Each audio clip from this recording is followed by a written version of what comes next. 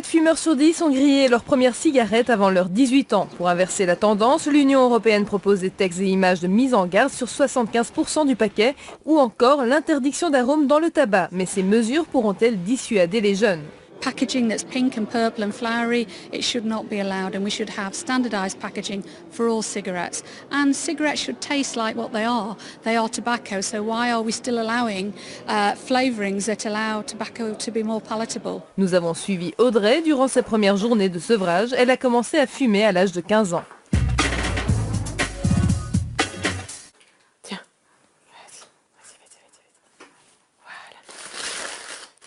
Donc voilà, aujourd'hui c'est un grand jour, je vais essayer de m'arrêter de fumer.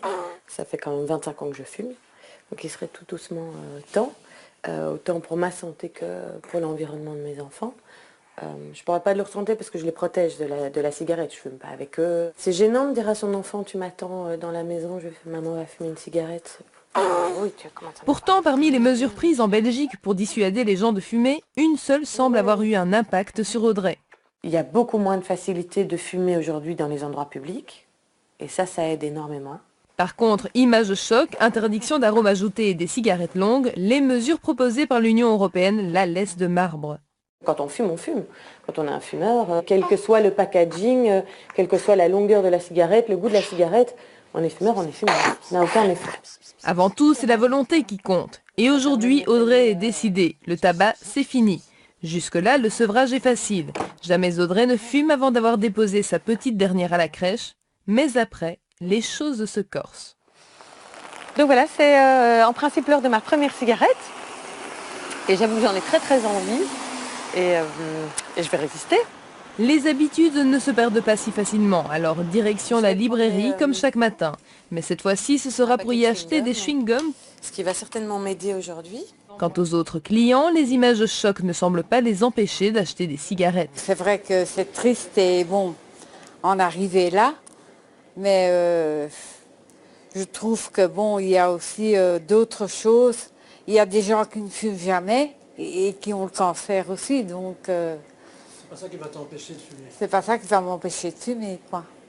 Supprimer les arômes ne changerait pas grand-chose non plus. On en parle de temps en temps avec les clients et eux me disent que de toute façon, quoi qu'il arrive, eux ne changeront pas le fait de ne plus fumer parce qu'il n'y aura pas de mentholé, ils fumeront autre chose. Au travail, le stress commence à se faire sentir. Les chewing-gums ne suffisent plus, mais c'est sans compter sur son arme secrète, la cigarette électronique. Ce serait ça, la batterie ? Encore faut-il comprendre comment cela fonctionne. Ah. Oui, pourquoi pas. Pourquoi pas, ça ne reste pas le même plaisir, mais peut-être que ça peut aider certaines personnes. Autre alternative, Audrey se rend chez un tabacologue. Pour lui, la cigarette électronique pose problème puisqu'elle n'est pas contrôlée et les arômes et la taille d'une cigarette peuvent constituer la première accroche du tabac.